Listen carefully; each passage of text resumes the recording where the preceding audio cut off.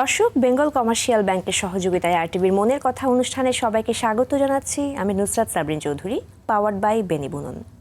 একটি শিশুর আচরণ, আবেগ নিয়ন্ত্রণ, সামাজিক দক্ষতা এবং শেখার ক্ষমতা তার সামগ্রিক বিকাশের গুরুত্বপূর্ণ অংশ। অনেক সময় শিশু সামাজিক যোগাযোগ, মনোযোগ, আবেগ নিয়ন্ত্রণ বা আচরণগত বিকাশ ও যোগাযোগের দক্ষতার ক্ষেত্রে চ্যালেঞ্জের মুখোমুখি হতে পারে, যা তাদের দৈনন্দিন জীবন ও বিকাশকে প্রভাবিত করে। কিছু আচরণ নিয়ে অভিভাবকরা প্রায় উদ্বিগ্ন হয়ে পড়েন এবং বুঝতে পারেন না কখন এটি স্বাভাবিক বিকাশের অংশ আর কখন বিশেষজ্ঞের সহায়তা নেওয়া প্রয়োজন। আজ আমরা আলোচনা করব এমনই একটা বিষয় নিয়ে, শিশুর আচরণগত বিকাশ, পরিবার ও থেরাপির ভূমিকা এই বিষয়ে কথা বলতে আমাদের সঙ্গে রয়েছেন মনোবিজ্ঞানী ও শিশু আচরণ বিশেষজ্ঞ তাসমিম আলম তৃষ্ণা। আসসালামু আলাইকুম আপু, স্বাগত আপনাকে। কেমন আছেন? আপনাকে অনেক ধন্যবাদ আমাকে এখানে আমন্ত্রণ জানানোর জন্য। আলহামদুলিল্লাহ অনেক ভালো আছি, আপনারা কেমন আছেন? জি আলহামদুলিল্লাহ, আমিও খুবই ভালো আছি। অনেক ধন্যবাদ। আজকে আমরা খুবই গুরুত্বপূর্ণ একটা বিষয় নিয়ে কথা বলতে একসাথে হয়েছি। প্রথমে যদি একটু জানতে চাই যে শিশুর আচরণগত বিকাশ বলতে আমরা আসলে কি বুঝি এবং কেন এটি গুরুত্বপূর্ণ? শিশুর আচরণগত বিকাশ বলতে মূলত হচ্ছে আমরা একটা বাচ্চার আবেগীয় যে ডেভেলপমেন্টাল মাইলস্টোন থাকে বা ইমোশনাল যে ডেভেলপমেন্টাল মাইলস্টোন থাকে, কগনিটিভ যে ডেভেলপমেন্টাল মাইলস্টোন থাকে, তারপর হচ্ছে কমিউনিকেশনগুলো ইত্যাদি, ওভারঅল সব কিছু আসলে বোঝানো হয়ে থাকে। এবং আরেকটা ব্যাপার হচ্ছে আমরা যেটা এক্সপিরিয়েন্স করেছি সেটা হচ্ছে আমাদের কাছে যখন ক্লায়েন্ট আসে অ্যাসেসমেন্টের সময় আমরা যদি জিজ্ঞাসা করি যে আপা ওর কি ডেভেলপমেন্টাল মাইলস্টোনগুলো কি সব ঠিক ছিল, তারা সাধারণত আমাদের সাথে বলেন যে আপু ও ঠিকমতো বসেছে, ঠিকমতো দাঁড়িয়েছে, ঠিকমতো হেঁটেছে, কিন্তু ফিজিক্যাল ডেভেলপমেন্টের দিকে আমরা অনেক বেশি মাইন্ডফুল থাকলেও আমরা অনেক সময় হয়তো বা হচ্ছে এই যে আদার সাইডগুলো, যে সোশ্যাল সাইড, তারপর হচ্ছে বিহেভিয়ারের সাইড, তারপর কমিউনিকেশনের সাইড, ইমোশনাল সাইডগুলোর দিকে আমরা হয়তো বা অতটা মনোযোগ দিই না। কিন্তু এটার মাইলস্টোনও অনেক বেশি জরুরি, কারণ হচ্ছে এটার মাইলস্টোনের উপরেই মূলত নির্ভর করবে একজন বাচ্চা বড় হয়ে কতটা সুন্দরভাবে নিজের দৈনন্দিন জীবন পরিচালনা করতে পারবে। সো এটার জন্য এটা অনেক বেশি জরুরি। ছোট থেকে যে শিশুর যে আচরণগত বিকাশের ধাপগুলো, সেগুলো কেমন, তার আগে একটু জানবো যে এটি গঠনে পরিবারের প্রভাবটা আসলে কতটা? পরিবারের গঠন তো অনেক বেশি জরুরি। দেখেন, আগে যখন আমরা সবাই মিলে একসাথে থাকতাম তখনকার যদি একটু আমাদের সামাজিক চিত্রগুলো আমরা দেখি, তখন কিন্তু আমাদের এত যে বিহেভিয়ারাল ইস্যু বলেন বা যেটাই বলেন, এই জিনিসগুলো কিন্তু এতটা বাড়তি ছিল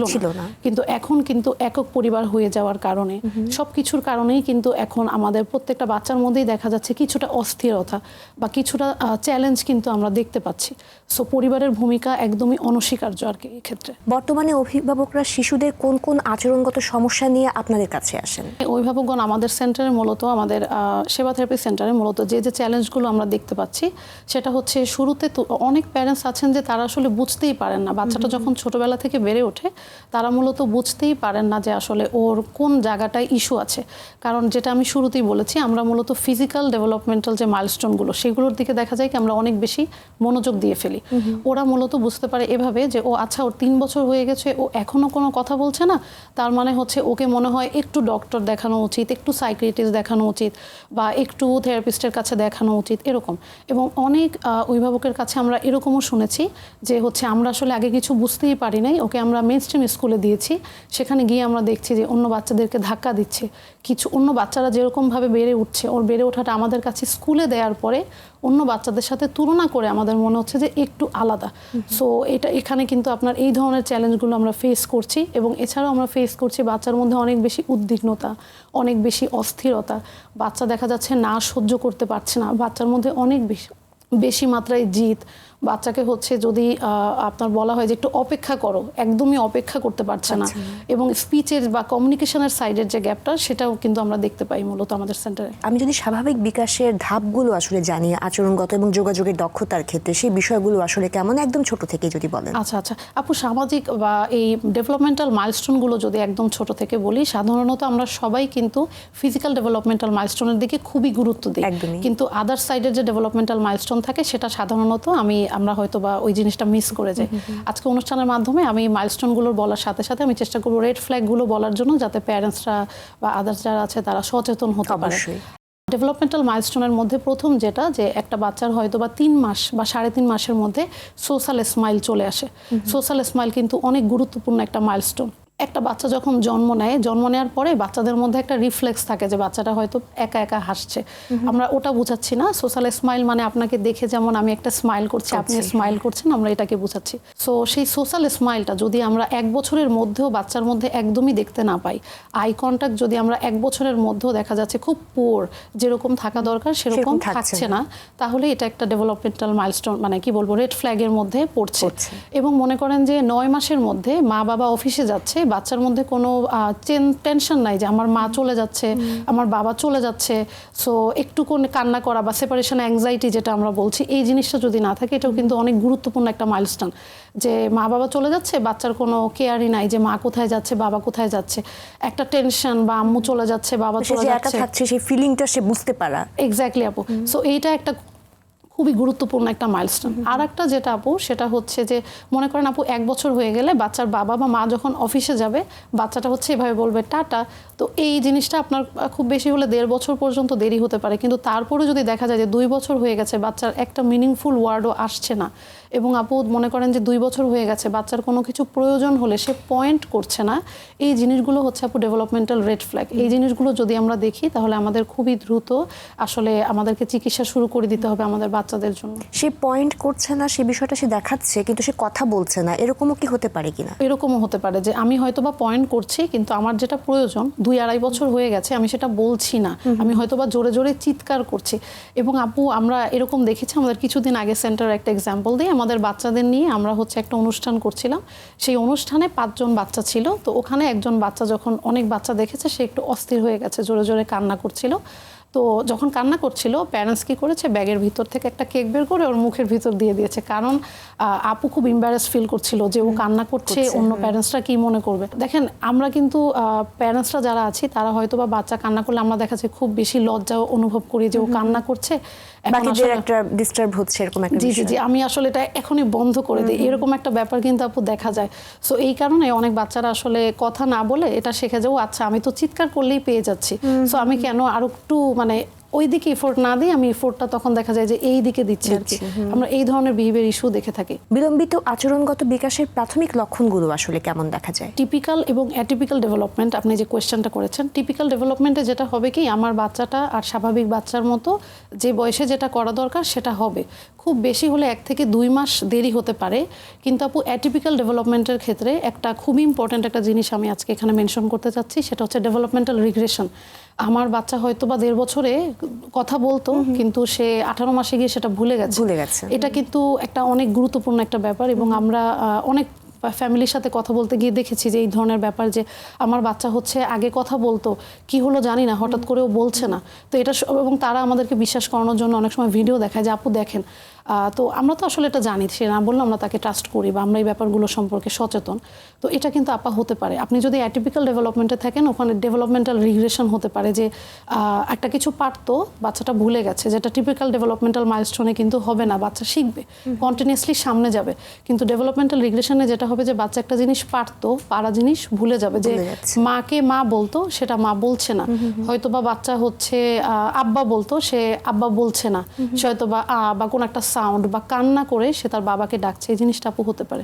এই ক্ষেত্রে আসলে কারণগুলো কি বা রিস্ক ফ্যাক্টরগুলো আসলে কি থাকতে পারে, আপনাদের ক্লিনিক্যাল প্র্যাকটিস থেকে আপনারা কি দেখেন? রিস্ক ফ্যাক্টরের মধ্যে খুবই খুবই কমন একটা কারণ হচ্ছে স্ক্রিন টাইম। একদম মানে দেখা যাচ্ছে প্যারেন্টস ব্যস্ত, স্ক্রিন টাইমটা এখনকার যুগে এটার প্রভাবটা আসলে অনেক বেশি। জি জি আপু, আপু আমি এরকম শুনেছি যে বাচ্চার 1 মাস বয়স, আমি আসলে কি করব, অফিসে যাচ্ছিলাম, তো আমার মনে হয়েছে খুব আর্লি জয়েন করার দরকার পড়েছে মায়ের। তো মা বলেছে যে আমি আসলে কি করব, আমি মোবাইল টিভি ওর সামনে জাস্ট এভাবে রেখে দিয়েছি। মানে জিনিসটা আসলে চিন্তা করতেও ভয় লাগছে যে 1 মাসের একটা বাচ্চা, তো এরকম সময় থেকে যদি স্ক্রিন টাইম দেখে, তখন কিন্তু জিনিসটা 1 ওয়ে কমিউনিকেশন হচ্ছে, 2 ওয়ে কমিউনিকেশন হচ্ছে, শিখছে না কিছু বা বলতে পারছে না। এক্স্যাক্টলি। এবং আরেকটা জিনিস আমি আজকের অনুষ্ঠানের মাধ্যমে বলতে চাই, প্যারেন্টস অনেক সময় প্রাউড ফিল করে যে আপু ও 2.5 বছর বয়স, ও কথা বলতে পারে না, বাট ও এ থেকে জেড পর্যন্ত সব পারে, ও জানে A for apple, B for ball, ও আসলে সব কাউন্টিং 1 থেকে 100 পর্যন্ত পারছে। সো এটা তো অনেক বড় একটা বিষয়। তো এখানে আসলে আমরা বলি কি, দেখেন 2.5 বছরের একটা বাচ্চা ডেভেলপমেন্টাল মাইলস্টোন অনুসারে ওর এই কাজটা পারা উচিত, নাকি হচ্ছে ওর নিজের কোনো কিছু লাগলে চাওয়া উচিত, এই জায়গাটা একটু আমাদের কেয়ারফুল থাকা উচিত। কারণ আমরা অনেক সময় অভিভাবকরা মনে করি যে ও আচ্ছা ওই থেকে জেড পর্যন্ত শিখছে, আর্লি শিখছে, 1-1.5 বছরে শিখছে, এটা মনে হয় খুব বেশি একটা আনন্দের খবর। বাট জিনিসটা আনন্দের হলেও কিন্তু বাচ্চাটা কিন্তু শুধু ওয়ান ওয়ে কমিউনিকেশনটা শিখছে। সো এই ব্যাপারে আমাদের একটু সচেতন থাকা উচিত। স্ক্রিন টাইমটা না দিয়ে প্যারেন্টসরা যদি একটু বই দিতে পারেন, বিজি বুক দিতে পারেন, বা যে কোনো ধরনের টয় দিতে পারেন, সেটাও ভালো। কিন্তু স্ক্রিন টাইমটা কিন্তু আসলে আর্লি বয়সে খুবই ক্ষতিকর। এই ক্ষেত্রে আমরা কিন্তু প্যারেন্টসদেরকে অনেক ক্ষেত্রেই দেখি যে বাচ্চা একা একা খেলছে, সেটা নিয়েও কিন্তু খুব হ্যাপি যে আমার বাচ্চা তো বাইরে যাচ্ছে না বা প্লেমেটস নাই, ঠিক আছে, বাট ও স্কুলে সব কিছুই পারছে, নিজের মতো করে পারছে, বাট কিন্তু তার সামাজিক দক্ষতা, মানুষের সাথে মেশার যে প্রবণতা, সেই বিষয়গুলো নেই। এগুলো তো তার বিকাশের ক্ষেত্রে যথেষ্ট বাধাগ্রস্ত হয়। আমরা এরকম অনেক ইস্যু পাই যে আপু আমরা ছোটবেলা থেকে দেখেছি যে ওর সব কিছু একদম ঠিক ছিল, এরকম একা একা খেলতো, অনেক লক্ষ্মী একটা বাচ্চা ছিল। আপনার কথা শুনে আমার একটা কেস মনে পড়ে গেল, আমি সেটাই বলছি। তো রিসেন্টলি ওর প্যারেন্টস হচ্ছে দেশের বাইরে গেল ট্রিটমেন্টের জন্য। সেখান থেকে যখন বলল ডক্টর যে ওর তো আসলে সোশ্যাল স্কিলের যে অবস্থা, সেই জায়গাগুলোতেও বেশ পিছিয়ে আছে। আমরা আগেও প্যারেন্টসকে ইনফর্ম করেছিলাম যে আপা ও হচ্ছে কোনো খেলনা শেয়ার করতে চায় না, বা শেয়ার তো পরের কথা, মনে করেন যে টাচ যদি করা হয় তখনই বাচ্চা অনেক বেশি অস্থির হয়ে যায়। ওর পেন্সিল, ওর ইরেজার, ওর খাতা, ও তখন লিখছে। কিন্তু যদি ওকে বলা হয় যে ও আচ্ছা তোমার পেন্সিলটা একটু দেওয়া যাবে, নো। তো এই জায়গাগুলো মনে করেন শেয়ার করা, তারপরে হচ্ছে আপু একসাথে আমরা যেটা বলি যে আছে না যে আমার কোনো কিছু দরকার হলে পিয়ার গ্রুপের কাছে চাওয়া, ফ্রেন্ডশিপ করতে পারা, এই যে ধরেন আমরা আড্ডা দিচ্ছি, আড্ডা দিতে পারা, গল্প করতে পারা, এই জায়গাগুলোতে আপু আমরা দেখেছি যে একা একা খেলার কারণে বা অনেক বিহেভিয়ার ইস্যু আসলে আসে। বাবা মায়ের পারস্পরিক সম্পর্ক এবং পরিবারের ভেতরকার যে একটা পারিবারিক পরিবেশ, এটা আসলে শিশুর মানসিক ও আচরণগত বিকাশে কি ধরনের প্রভাব ফেলে? বাট এটা অনেক বেশি গুরুত্বপূর্ণ। কি কারণে গুরুত্বপূর্ণ? কারণ হচ্ছে মনে করেন এখানেও আমি একটা কেসের এক্সাম্পল দিচ্ছি। রিসেন্টলি আমাদের সেবা থেরাপি সেন্টারে একটা বাচ্চাকে আমরা বলছিলাম যে আপা ও যদি কান্না করে, ওকে আমরা যেটা করব, ও কান্না করলে ও যেটা চাচ্ছে আমরা সেটা দিব না, কারণ ও কথা বলতে পারে। সো ও যাতে ওর নিজের মানে কথা যেটা সেটা ব্যবহার করে।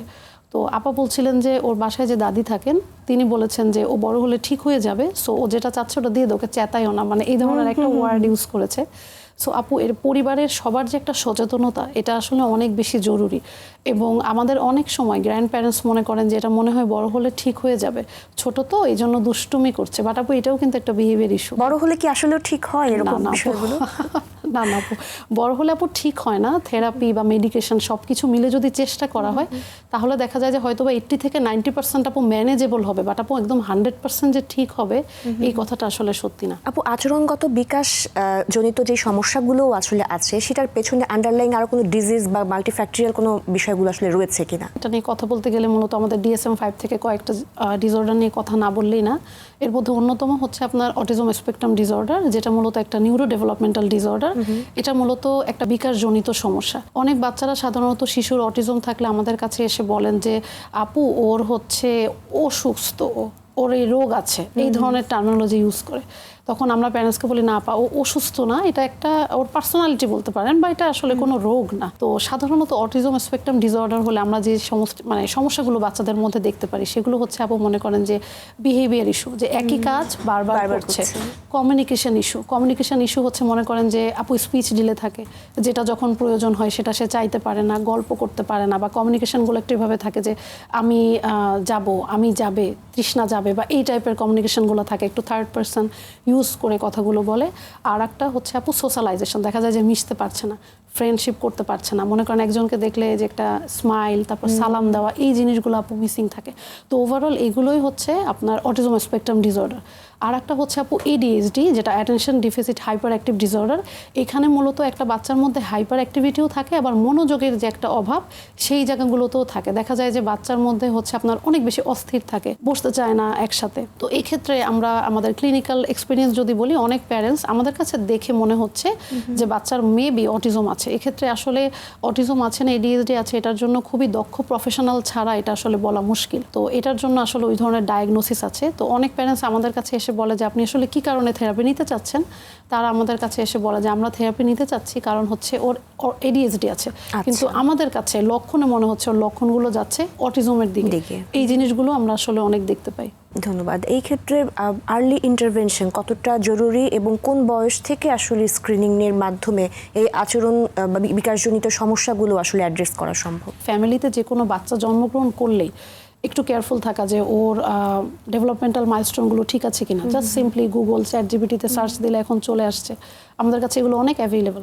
জাস্ট চেক করা যে ওর যেই মাসে যেই ডেভেলপমেন্টটা হওয়ার কথা ছিল সেটা ঠিক আছে কিনা। শুধু ফিজিক্যাল দিকটা অ্যাড্রেস না করে এক্স্যাক্টলি আদার সাইডগুলো, cognitive development, emotional development, social development, play skill, সব কিছু। তো এই জায়গাগুলো আপু একটু যদি এনশিওর করা যায়, এটা হচ্ছে খুবই ভালো একটা ব্যাপার। এবং যত আর্লি শুরু করা যায়, এখানে আপু কোনো বয়স নাই যে এই বয়স থেকে শুরু করতে হবে। এখানে আপু আপনি যত আর্লি শুরু করতে পারবেন তত বেটার। ধন্যবাদ আপু। সেই ক্ষেত্রে যদি থেরাপির বিষয়ে আসি, থেরাপি আসলে কতটা গুরুত্বপূর্ণ এবং এই যে আচরণ বা বিকাশজনিত সমস্যাগুলো যেগুলো রয়েছে সেই ক্ষেত্রে এবিএ থেরাপির ভূমিকাটা আসলে কেমন? এবিএ থেরাপি হচ্ছে অ্যাপ্লাইড বিহেভিয়ার অ্যানালিসিস। আমাদের দেশে অনেকেই এই থেরাপিটা একদম নতুন বলে অনেকেই আসলে জানে না। এবিএ থেরাপিতে মূলত হচ্ছে অনেকে এটাকে বিহেভিয়ার থেরাপি বলে এবং অনেক অভিভাবক মনে করেন যে আমার বাচ্চা চিৎকার করছে, কান্না করছে, বসতে চাচ্ছে না, তাহলেই বোধহয় এবিএ থেরাপি প্রয়োজন। ব্যাপারটা এরকম না। এবিএ থেরাপিতে আমরা হচ্ছে একটা বাচ্চার আনহেল্পফুল বিহেভিয়ার, মনে করেন খামচি দেওয়া, কামড় দেওয়া, চিৎকার করা ইত্যাদি যে বিহেভিয়ারগুলো থাকে, যেগুলো নিয়ে মূলত আমরা লজ্জায় পড়ে যাই সোজা কথায়, ওই আচরণগুলো কমানোর সাথে সাথে একটা বাচ্চার মধ্যে যে হেল্পফুল আচরণগুলো আছে, মনে করেন অপেক্ষা করতে পারা, নিজের প্রয়োজনীয় জিনিসটা চাইতে পারা, শেয়ার করতে পারা, জি এক্স্যাক্টলি আপু, শেয়ার করতে পারা, ফ্রেন্ডশিপ করতে পারা, গল্প করতে পারা ইত্যাদি ব্যাপারগুলো নিয়ে আপনার স্ট্রেংথেনিং এর কাজে যেটা, সেটা আপু এবিএ থেরাপি খুব ভালোভাবে হেল্প করে থাকে। আমাদের দেশে এই থেরাপিতে আমরা মূলত প্রফেশনাল আসলে খুবই সংখ্যায় কম, যার জন্য মূলত এটা অনেক প্যারেন্টসই হয়তো বা ইথিক্যাল যে সার্ভিস সেটা হয়তো বা জানছে না যে কোথায় গেলে আমরা মূলত পাবো। এটা একটা গ্যাপ থাকছে আমাদের দেশে। এবং আরেকটা ব্যাপার হচ্ছে, যদি দেশের বাহিরের কথা বলি, যেমন ইউএসএ বা আদার কান্ট্রিগুলোতে কিন্তু আপনার হচ্ছে ওরা ম্যাক্সিমামই আপনার উইকে 40 আওয়ার্স করে এবিএ থেরাপি সাজেস্ট করে থাকে, যেখানে আপনার হচ্ছে গভর্নমেন্ট ওখানে হেল্প করে থাকে। কিন্তু এখানে যেহেতু আমাদের অনেক কি বলবো রিসোর্স সীমাবদ্ধতা আছে, সো তারপরেও আমরা দেখেছি যে অল্প আওয়ারেও ওই হিসেবে যে সপ্তাহে 40 ঘন্টার থেকেও আমরা বাচ্চাদের মধ্যে বেশ আপু ভালো ভালো পরিবর্তন নিয়ে আসতে পেরেছি। আমরা এই বিষয়ে আরো শুনবো ছোট্ট একটা বিরতির পর। দর্শক, বেঙ্গল কমার্শিয়াল ব্যাংকের সহযোগিতায় আপনারা দেখছেন মনের কথা অনুষ্ঠান, পাওয়ার্ড বাই বেনিবুনন। বিরতির পর আমরা গুরুত্বপূর্ণ এই বিষয়টি নিয়ে আরো আলোচনা করব। চ্যানেল পরিবর্তন না করে আরটিভির সাথেই থাকুন।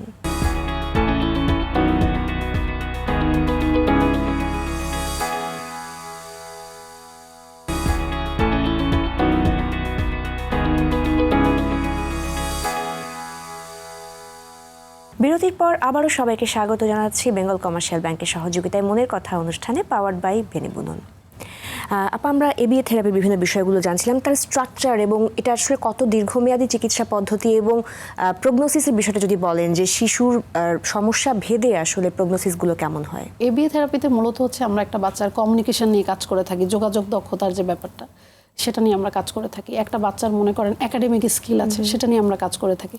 আমি ভেঙে ভেঙে কেন বলছি, অনেক অভিভাবক জিজ্ঞাসা করে যে আপু আপনারা কি লেখার কাজ করান, আপু আপনারা কি কমিউনিকেশনের কাজ করেন, আপনারা শুধু খেলা দিয়েই কাজ করেন? জি আপনারা কি হচ্ছে কোনো ইলেকট্রিক্যাল শক দেন? ব্যাপারটা এরকম না, আমরা পুরোটাই আসলে প্লে বেসড, খেলে খেলে কাজ করি বাচ্চাদের সাথে। এবং এবিএ থেরাপিতে আমরা হচ্ছে একটা বাচ্চাকে অপেক্ষা করা শেখানো, না সহ্য করা শেখানো। মনে করেন একটা জিনিস আমার পছন্দ হচ্ছে না, পছন্দ না হলে কি হয়, আমি রেগে যাচ্ছি, হাইপার হয়ে যাচ্ছি, তো এই জায়গাটায় একটু এক্সপ্রেসিভ হওয়া শেখানো বাচ্চাকে, যেটা আমার ভালো লাগছে না প্লিজ চেঞ্জ করে দাও, বা প্লিজ আমাকে একটু ওইটা দাও। এইভাবে করে আমরা ম্যানেজমেন্টের মাধ্যমে আপু আমরা একটা বাচ্চাকে ডিস্ট্রেস টলারেন্স যেটা আছে সেটা নিয়েও আপু আমরা কাজ করে থাকি।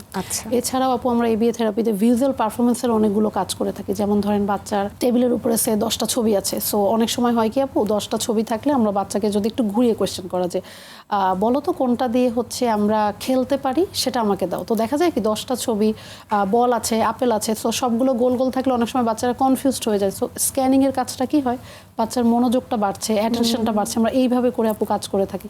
এছাড়াও আপু আমাদের এখন আমরা কারেন্টলি যারা বাংলাদেশের সার্টিফাইড এবিএ প্রফেশনাল আছে তারা মূলত প্র্যাকটিস করছি এবিএ ভিবি, মানে applied behaviour analysis verbal behaviour.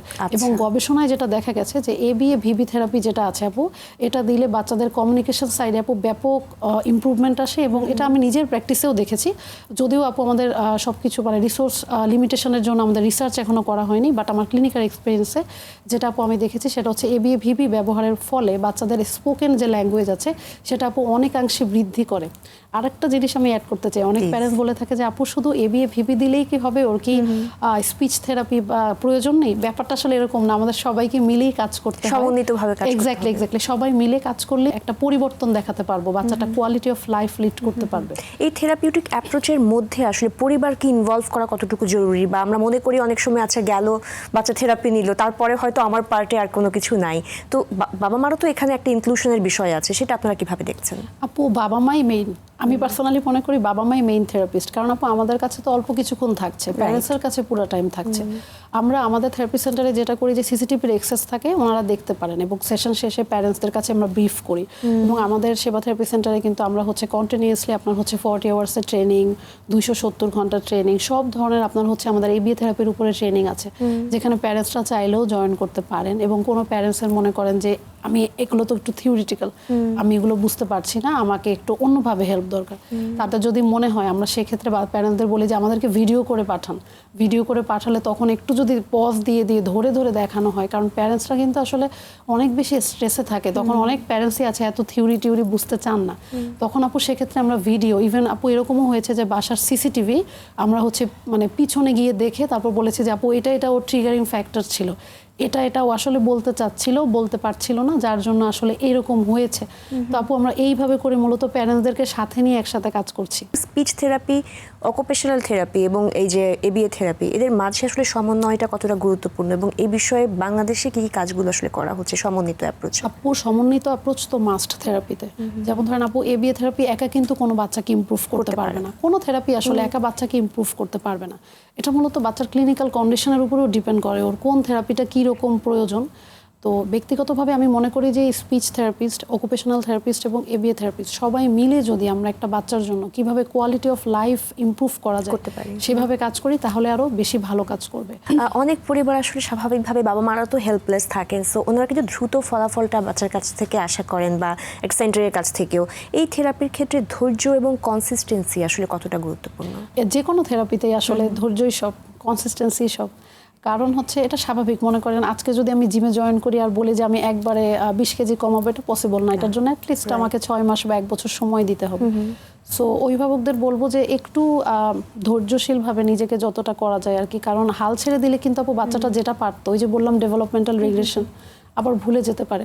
So আমাদের যেটা করতে হবে, একদমই হাল ছাড়া যাবে না এবং কন্টিনিউয়াসলি আপু আপনার হচ্ছে এটা একটা কনসিস্টেন্সি ছাড়া আসলে এটার কোনো উপায়ই নাই। এভাবে করে আমাদেরকে সাপোর্ট দিয়ে দিয়ে বাচ্চাটাকে যতটা ইন্ডিপেন্ডেন্ট লাইফের দিকে নিয়ে যাওয়া যায়। বাচ্চাকে একটা স্কুলে দেওয়ার আগে তার কোন কোন যোগাযোগ দক্ষতাগুলো আসলে ডেভেলপ করাটা জরুরি? কারণ আমরা দেখি যে বাবা মা হয়তো মনে করেন যে স্কুলে গেলেই হয়তো ও শিখে যাবে সব কিছু, কিন্তু ওখানে গিয়ে হয়তো ও আরও বেশি হয়তো বুলিড হচ্ছে বা আরও কনফিডেন্সের জায়গাটা অনেক বেশি ল্যাক হচ্ছে, সেভাবে করে ওয়েল ট্রিটেড হচ্ছেও না, কারণ ও একটু হয়তো পিছিয়ে পড়ছে।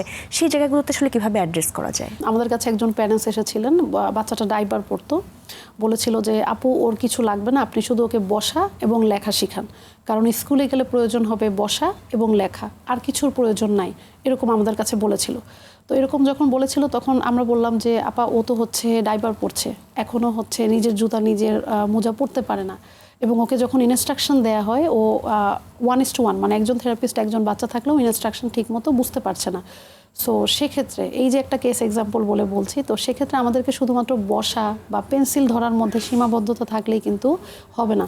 একটা বাচ্চা নিজে ওয়াশরুমে যাওয়া, নিজের জুতা মোজা প্যান্ট এগুলো পরতে পারা, কারণ স্কুলে কিন্তু মনে করেন ওয়াশরুমে যাওয়ার যে ব্যাপারটা হয়তো বা প্লে ক্লাসে বা নার্সারি ক্লাসে হয়তো বা কেউ নিয়ে গেল, এরপরে কিন্তু সব নিজেরটা নিজের। এবং আপু গ্রুপ ইনস্ট্রাকশন শুনতে পারা, অ্যাটলিস্ট কিছুটা ওয়েটিং করতে পারা, তারপরে হচ্ছে নিজের যখন প্রয়োজন হবে, কথার কথা আপু মিস বোর্ড মুছে দিচ্ছে, বলছে যে এখন লেখা শেষ, এখন ওই বাচ্চাটার লেখা হয় নাই, তখন মনে করেন আপু নাইসলি একটু রিকোয়েস্ট করা যে মিস প্লিজ বোর্ডটা মুছেন না, একটু রাখেন। তো এই ব্যাপারগুলোতে আপু মনে করেন এবং কিভাবে অ্যাটেনশনটা নিতে হবে, ক্লাসে তো অনেকগুলো বাচ্চা, তো এই জায়গাগুলোতে যখন একটা বাচ্চা আসলে মোটামুটি পারবে তখন আমরা মনে করছি যে স্কুলে দেওয়া ভালো। এখানে আপু একটা জিনিস আমরা অ্যাড করতে চাই, আমাদের সেবা থেরাপি সেন্টারে আমরা মূলত একটা বাচ্চা যখন 1:1 কাজ পারে এই জায়গাগুলোতে যেগুলো আমি বললাম, এই জায়গাগুলো যখন পারে তখন আমরা মূলত একটা বাচ্চাকে আমরা গ্রুপে ফেলে দিই।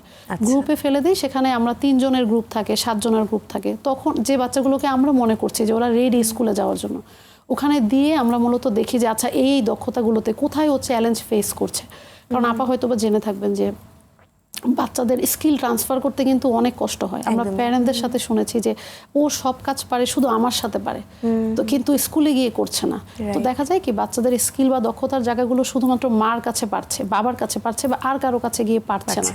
সো এই জায়গাগুলো আপনার হচ্ছে প্রপার আপনার এবি এর যে প্ল্যানিং এর মাধ্যমে আমরা হচ্ছে গ্রুপে এই ইন্টারভেনশনগুলো নিয়ে আগে কাজ করি। তারপর আমরা যখন দেখি যে ও আচ্ছা ও পারছে, তখন তাকে আপু আমরা মেইন স্ট্রিম স্কুলে তখন দিতে বলি। এবং দিতে বললেও আপু শুরুতে যে অনেক রেশিওর মধ্যে দিতে বলে আপু তা না, আস্তে আস্তে করে যে আচ্ছা আগে একটা ছোট একটা স্কুলে দেন, ওখানে পারফরম্যান্স ভালো থাকে, কমফোর্ট জোনটা একটু ভাঙুক, একটু করে করে অ্যাডাপ্ট ওইভাবে করে করে আপু অভ্যস্ততা তৈরি করার মাধ্যমে আপু তারপর আমরা কাজ করি। ধন্যবাদ। এই ক্ষেত্রে শিক্ষা প্রতিষ্ঠানের শিক্ষকের ভূমিকাটা আসলে কতটা গুরুত্বপূর্ণ? শিক্ষকদের ভূমিকা তো অনেক, এবং রিসেন্টলি আমরা যে ট্রেনিং করাচ্ছি আমাদের সেবা থেরাপি সেন্টার থেকে, আপনার 40 আওয়ার্সের যে ট্রেনিং এবিএ থেরাপির উপরে বেসিক যেটা, সেই ট্রেনিংয়ে আমরা অনেক স্কুলের টিচার পেয়েছি। আমি বলেছি যে আপনি তো মেইন স্ট্রিমে পড়েন, আপনি তো থেরাপিস্ট হবেন না, তাহলে এই ট্রেনিংয়ে কেন আসতে চাচ্ছেন? তিনি বলছেন যে আপা আসলে স্কুল ক্লাসে এরকম কয়েকটা বাচ্চা আছে, আমার মনে হয়েছে আমি যদি এই ট্রেনিংটা করি ওদেরকে একটু হেল্প করতে পারেন। দেখেন মাশাআল্লাহ কি সুন্দর একটা চিন্তা, যে আমি যদি এই ট্রেনিংটা করি, আমি এই প্রতিষ্ঠানেই আমি কাজ করব, আমি জাস্ট চাচ্ছি যে এই বাচ্চাগুলো আসলে আমি যেন তাদেরকে এভাবে অ্যাসিস্ট করতে পারি। এক্স্যাক্টলি, আমি আমার সেকশনে যাতে বাচ্চাগুলো সেফ ফিল করে, যাতে ওদেরকে আমি একটু হেল্প করতে পারি। তো আপু এখন না অনেক টিচাররা নিজ থেকে আগ্রহী হয়ে আসছে। আপু অনেক স্কুলের আপনার হচ্ছে মেইন যে দায়িত্বে থাকেন, তিনিও অনেক সময় আমাদের সাথে যোগাযোগ করেছেন যে আপা আমরা চাচ্ছি যে আমাদের স্কুলের আপনার হচ্ছে এরকম মানে টিচারদের ট্রেনিং এর ব্যাপারে। সো আপু এটা কিন্তু এখন মোটামুটি আগের চেয়ে আলহামদুলিল্লাহ বেশ ভালো একটা পজিশনে আমরা আসছি আস্তে আস্তে, ইনশাআল্লাহ সামনে আরো আসবে। থেরাপি নেওয়ার সময় একটা পরিবার আসলে কোন কোন ভুলগুলো ইউজুয়ালি করে থাকেন বা ভুল ধারণাগুলোও নিয়ে থাকেন? থেরাপি নেওয়ার সময় মূলত প্যারেন্টস যে ভুলগুলো করে থাকে সেটা হচ্ছে আমি রিসেন্টলি এটাও একটা কেস থেকেই বলছি আপু, বলছে এরকম যে তারা সার্টিফাইড থেরাপিস্টের কাছে না গিয়ে তারা রিসেন্টলি এমন একটা থেরাপি সেন্টারে গিয়েছিল, টানা 2 বছর নিয়েছে। থেরাপি সেন্টারের ডেকোরেশন অনেক সুন্দর, কিন্তু 2 বছরে যেটা হয়েছে যে তার বাচ্চার কোনো দক্ষতা আসলে সে শেখে নাই। দেখা গেছে যে বাচ্চা যে জিনিসগুলো পারতো সেগুলো বাচ্চা আরও ভুলে গেছে, বা ওনাকে আসলে দেখানোও হতো না যে, এবং থেরাপিস্ট ওনার সাথে কথাও বলতো না যে কি করছে না করছে। তো এরকম যখন একটা আপু অবস্থা, তখন কিন্তু আপু প্যারেন্টসরা আসলে কনফিউজ থাকে যখন প্রথম জানতে পারে যে আমার বাচ্চার ডেভেলপমেন্টটা আলাদা হচ্ছে, বা অটিজম ডায়াগনোসিস হয়েছে, এডিএসডি ডায়াগনোসিস হয়েছে, আমি আসলে কোথায় যাব। তখন প্যারেন্টসরা আসলে অনেক বেশি অস্থির হয়ে যায়। অস্থির হয়ে দেখা যায় যে যেটা হাতের কাছে আসে সেখানেই শুরু করে দেয়। আমি আজকের অনুষ্ঠানের মাধ্যমে প্যারেন্টদেরকে এটা বলতে চাই, অবশ্যই সার্টিফাইড প্রফেশনালের কাছে যাওয়ার জন্য, স্পিচ থেরাপি, অকুপেশনাল থেরাপি এবং এবিএ থেরাপির ব্যাপার, এবং এবিএ থেরাপি যেখান থেকেই তারা নেক না কেন, এই ব্যাপারটায় মাইন্ডফুল থাকা যে হচ্ছে কোনো সুপারভাইজার আছে কিনা, কোনো বিহেভিয়ার অ্যানালিস্ট আছে কিনা। কারণ কোনো বিহেভিয়ার অ্যানালিস্ট না থাকলে কি হবে, কোনো আইপি তৈরি করতে পারবে না, বা একটা বাচ্চার যে ইন্ডিভিজুয়াল প্ল্যান যেটা আছে সেটা করা হবে না, বা প্ল্যানটা মনিটর করা, প্রোগ্রেসটা মনিটর করা, এবং কন্টিনিউয়াসলি মিটিং করা কয়েকদিন পর পর, যে বাচ্চারা এরকম আগালো, এই জায়গাগুলো আগালো, এই জায়গাগুলো পিছালো, কি কি সমস্যা, বাসায় যে টিপস দাও, এই জায়গাগুলো কিন্তু এবিএ থেরাপি থেকে তখন ছুটে যায়। সো এই জায়গাগুলো যদি একটু প্যারেন্টস মোটামুটি কেয়ারফুল থাকেন, আশা করি ইনশাল্লাহ তারা ভালো ফলাফল পাবেন। আমরা অনেকটুকু শেষ পর্যায়ে আসছি, একটু যদি জানি যে এই যে আমাদের শিশুর আচরণগত বিকাশ বা যোগাযোগের দক্ষতা যে সীমাবদ্ধতা, এরকম বিষয় নিয়ে যে সমস্যাগুলো রয়েছে সেগুলো নিয়ে কিন্তু আমাদের মাঝে অ্যাওয়ারনেসেরও অনেক অভাব রয়েছে। সামাজিক দৃষ্টিভঙ্গির অনেকটুকু পরিবর্তন আসছে, বাট এখনও অনেকটুকু সীমাবদ্ধতা কিন্তু রয়েছে। সামাজিক দৃষ্টিভঙ্গির জায়গা থেকে কোন কোন বিষয়গুলো পরিবর্তন করা জরুরি বলে মনে করেন, এবং মিডিয়া এক্ষেত্রে কি ভূমিকা পালন করতে পারে? আপু সামাজিক যোগাযোগ মাধ্যমের কথা যদি বলি, তাহলে অলরেডি আগের থেকে এখন কিন্তু অনেক বেশি কাজ হচ্ছে। তবে এখনো যে জিনিসগুলো দেখি, যেটা আমি আপনাদের অনুষ্ঠানের শুরুতে বললাম, যে এই যে একটা বাচ্চা, 4-5টা বাচ্চা একসাথে, একটা বাচ্চা কাঁদছে, মা আনইজি ফিল করে বাচ্চার মুখে কেক ঢুকিয়ে দিল, কারণ কে কি বলবে এই অ্যাংজাইটিটা সে নিতে পারছে না। আমাদের মধ্যে এখনো আছে যে আমরা অনেক বেশি জাজমেন্ট করি, বাট হ্যাঁ আগের থেকে অনেক অনেক অনেক বেটার। এবং মিডিয়া আপু সচেতনতার জন্য কিন্তু অনেক কাজ করছে, যেমন এই যে আপনারা অনুষ্ঠান করছেন, এতে করে কি হবে, প্যারেন্টসরা দেখবে, সবাই জানবে। সো আপু অবশ্যই এটার ভূমিকা অপরিসীম। অনেক ধন্যবাদ। সেবা এবিএ থেরাপি সেন্টার এর মাধ্যমে আপনারা কি কি ধরনের আরো বিশেষ সাপোর্টগুলো দিয়ে থাকেন? প্রথমত বলি, আমাদের থেরাপি সেন্টারটা আপু শুধুমাত্র এবিএ থেরাপি সেন্টার, মানে অ্যাপ্লাইড বিহেভিয়ার অ্যানালিসিস, মানে বিহেভিয়ার থেরাপি দিয়ে থাকি। এবং আপু আমাদের থেরাপি সেন্টার হচ্ছে আপু কাবা বোর্ড এবং ইন্টারন্যাশনাল বিহেভিয়ার অ্যানালিসিস অর্গানাইজেশন, আমেরিকার 2টো অর্গানাইজেশনের অ্যাপ্রুভ ট্রেনিং সেন্টার। সো এখানে আপু বাচ্চাদেরকে আমরা 1:1 ট্রেনিং দিয়ে থাকি, যাদের মনে হয় আমাদের প্রয়োজন যে ওর 1:1 সাপোর্টটা দরকার। মনে করেন বাচ্চার মধ্যে কমিউনিকেশন চ্যালেঞ্জ আছে, বাচ্চার মধ্যে টয়লেট ট্রেনিং শেখানোর প্রয়োজন আছে, এডিএল এর যে কাজগুলো ইন্ডিপেন্ডেন্ট লাইফের জন্য যেটা প্রয়োজন, হ্যান্ড ওয়াশ বা এক্সট্রা যে কাজগুলো থাকে সেগুলো আপু আমরা 1:1 এ সাপোর্ট দিয়ে থাকি। যখন আমাদের কাছে মনে হচ্ছে ওর জন্য গ্রুপের প্রয়োজন, তখন আপু আমাদের এখানে গ্রুপেরও প্রোগ্রাম আছে। যেমন ধরেন আপু আমাদের গ্রুপে স্যাটারডে করে 1 ডে প্রোগ্রাম হয়। যে বাচ্চাগুলো মেইন স্ট্রিম স্কুলে যাচ্ছে কিন্তু কিছু বিহেভিয়ার ইস্যু আছে, যে আপনার হচ্ছে ওই জায়গাগুলোতে প্রবলেম বা চ্যালেঞ্জ ফেস করছে, ওদের জন্য আপু আমাদের একদিনের সাপোর্ট প্রোগ্রাম আছে স্যাটারডে। এছাড়াও আপু আমাদের ইন্টেন্সিভ গ্রুপ প্রোগ্রাম আছে 4 দিনের, যেটা হচ্ছে রবি থেকে বৃহস্পতিবার। এটা আপু 2.5 ঘন্টার, যেখানে আপু আমরা বেশ গ্রুপের অনেকগুলো সেটিংয়ে কাজ করে থাকি। এবং কিছু কিছু বাচ্চাদের আমাদের মনে হয় যে দুটোই প্রয়োজন, তখন আপু আমাদের ওরকম সিস্টেমও আছে। এবং আমাদের এখানে আপু প্রফেশনালদের একদম থেরাপিস্ট থেকে শুরু করে প্রফেশনাল একদম এবিএ থেরাপি সুপারভাইজার হওয়া পর্যন্ত সব ধরনের ট্রেনিং কার্যক্রম পরিচালনা হতে থাকে।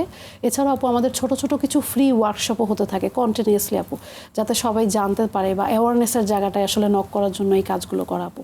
অনেক ধন্যবাদ এবং অনেক শুভকামনা আপনাদের এই কার্যক্রমের প্রতি, এবং আরও এই কার্যক্রমগুলো এগিয়ে যাক এবং আমরা সবাই সচেতন হওয়ার লক্ষ্যে আরও বেশি এগিয়ে যাই। অনেক ধন্যবাদ আপু। খুব ভালো থাকবেন।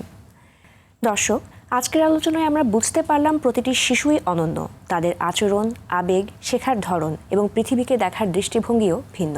তাই কোনো শিশুকে শুধু তার আচরণ দিয়ে বিচার না করে সেই আচরণের পেছনের প্রয়োজনটা, অনুভূতি এবং তার মেসেজটা বোঝার চেষ্টা করাটাই সবচেয়ে বেশি গুরুত্বপূর্ণ। শিশুদের বেড়ে ওঠার প্রতিটি ধাপই সম্ভাবনাময় ভরপুর। আমাদের একটু সচেতনতা, সহায়ক পারিবারিক পরিবেশ এবং সময়োপযোগী পেশাগত সহায়তা একটি শিশুর সুস্থ বিকাশের পথকে আরও সহজ ও আরও সুন্দর করে তুলতে পারে। আজকের মতো বিদায় নিচ্ছি বেঙ্গল কমার্শিয়াল ব্যাংক নিবেদিত আরটিভির মনের কথা অনুষ্ঠান থেকে, পাওয়ার্ড বাই বেনি বুনন। সবাই ভালো থাকুন, সুস্থ থাকুন, দেশকে ভালোবাসুন আর অবশ্যই নিজেকে মাদকমুক্ত রাখুন।